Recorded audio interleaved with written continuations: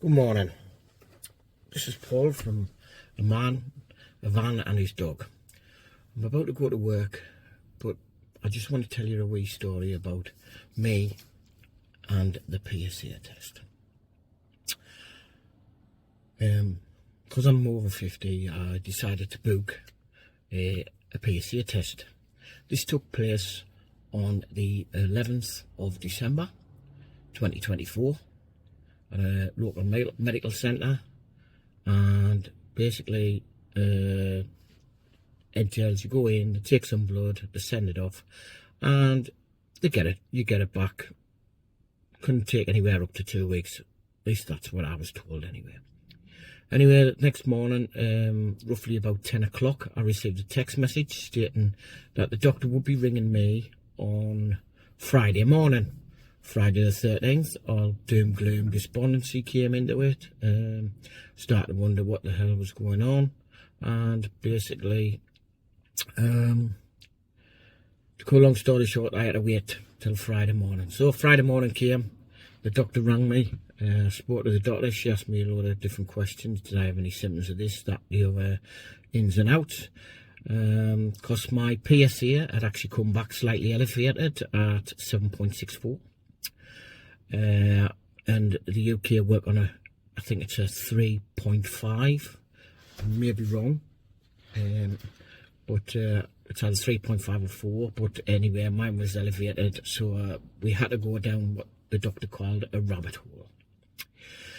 Anyway, she said I would have to go for an MRI just to make sure that everything was okay, and basically I would receive a phone call in the next 7 to 10 days.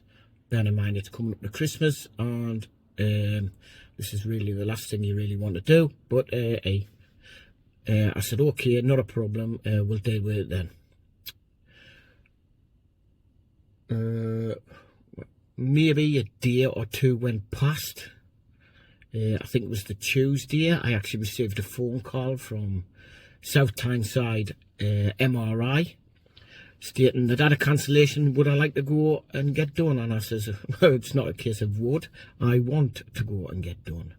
Anyway, on the 18th of December, I went to the MRI and lay in the little cubicle, well, little tunnel thing, looking at a little dot for 15 to 20 minutes while the MRI scan came on. I've got to say it can be quite claustrophobic. However, I just had to put myself in a different place and not look at my surroundings, and to do play background music, try to drown it out, but it is what it is, and it's one of them uncomfortable things you have to go through. Anyway, I did that, and I left the hospital and was told I would get the results in about 10 to 14 days time. So, as you can imagine, Christmas, sitting on a hot tin roof for that length of period of time. Not that there's anything wrong with the NHS waiting time, it's just a case of it's something that really, because of my mental health capacity, I couldn't really cope with very well, but I just grinned, bared it, and got on with it.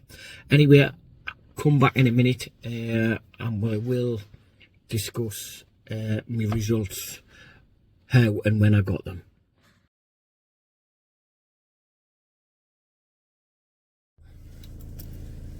Anyway, the results.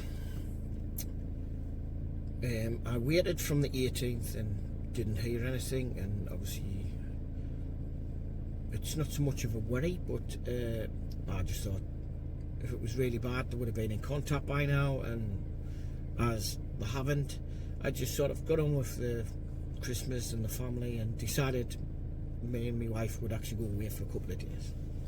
Anyway, this coincided as going over Christmas, New Year's Eve, and basically to coming back New Year's Day. Anyway, after we had a nice little jolly in Scotland, we came back and there was a letter waiting for me from the NHS South Tyneside. I opened it up anyway. It was from the urology department of Sunderland in Keele Road, and basically stating I had to attend a biopsy on the 9th of January. I didn't have any phone call, which I was told I would probably get a phone call to discuss my results over the phone, but that didn't materialise, and I can understand why. Well, obviously Christmas is a busy period and people do have holidays and such like. Anyway, so myself and my wife had to wait until the 9th of January, and we then went to Sunderland Urology for the biopsy, which took roughly 45 minutes to an hour, where I met my consultant. I'm not going to mention any names or anything like that, who promptly discussed my results, and he basically said, look, on the MRI they did see a spot, they didn't know what it was, they couldn't decide whether it was or it wasn't. So between 1 and a 5 on an MRI, I was actually rated as 3. I neither did nor didn't have prostate cancer. So anyway, after doing a few bits and pieces, taking an antibiotics, and then having to go through a procedure where they promptly took 12 biopsies, or 12 samples for the biopsy, and sent it away. I then was sent home and told to rest. Now, I'll tell you, when they say rest, rest. Otherwise, by going about your normal work, which is what I did, you can sort of prolong a few bits and pieces and thingy. So I managed to rest for approximately 3 days. However, I went back to work on the Monday and basically went about, or attempted to go about, my normal duties. Obviously, whilst I did this, I did have a few little I don't know whether it's blood clots breaking free or whatever when I went to the toilet, but this could have been natural. However, I was lucky. I did not actually hemorrhage, cause by the accounts I could have hemorrhaged. So I'm just letting you know this, so you know for future reference. Anyway, having taken the biopsies, went home and basically been banished to bed. You start to wonder, is it going to be good, bad, indifferent? And obviously minds play tricks, and all I can say to this is try and take your mind off what's going on, because if you don't, it will actually drag you down.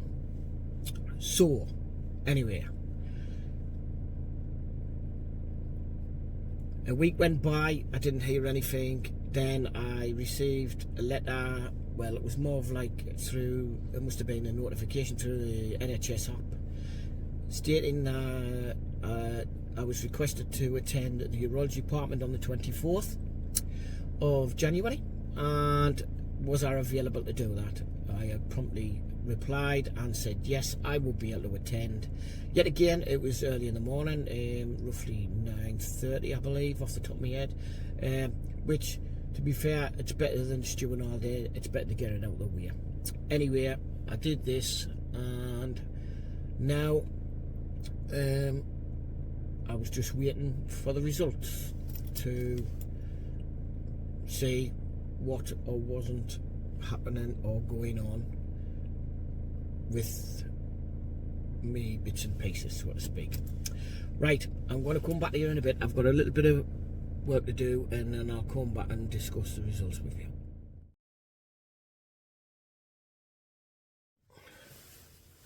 Right, so the results. 24th of January 2024, my wife and myself, we went to the urology department of Sunderland Royal Hospital. We were a little bit early, but we got in pretty quick.